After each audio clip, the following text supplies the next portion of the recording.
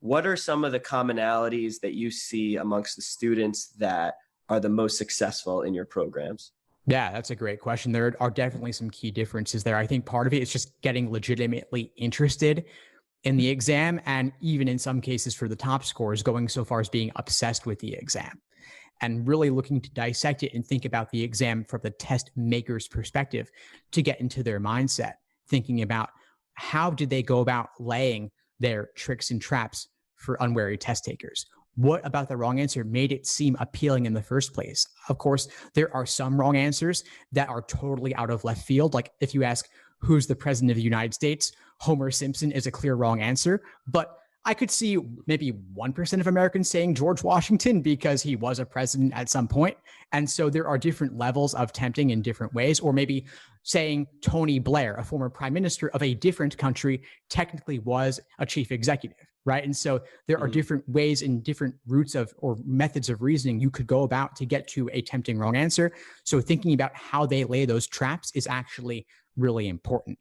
And then really owning the review process, not just passively looking up explanations or checking the answer key and saying, I get it, but actually going so far as to write out your review process or talk it out with a coach or a tutor or a study buddy, really taking the time, not just showing up to class and that's it. As you know, right, most of the work happens on the students' end outside of class. You got to put in the work to get the results.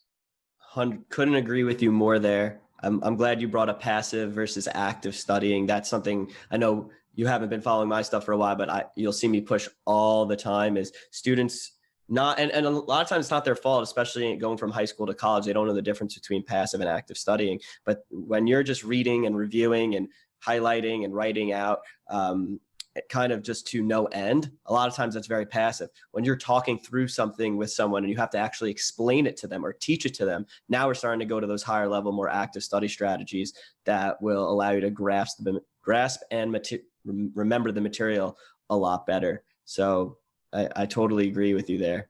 Yeah, you learn a lot by teaching others, and you really prove to yourself as well that you understand the material in depth. So it's a confidence boost as well. One of the latest things I've done in my courses is I've actually had students give presentations on their own review processes or how they walk through a question, or even writing their own simulated exam questions to think about how the test makers lay those traps. That's not all of that is going to be for everybody. Some of that's only going to be for the top scorers. But I think really taking the time to make the most of the class sessions as well and showing up is important. You know, students in our programs, they have access to the resources, but other obligations can get in the way. And so carving out that study time and making it a priority is really important. Thanks for tuning into the show. Please subscribe if you haven't done so already to be notified of new episodes as I release them. And feel free to reach out if you need anything at all as you move forward with your prep. I'm happy to help however I can. In the meantime, I wish you all the best and take care.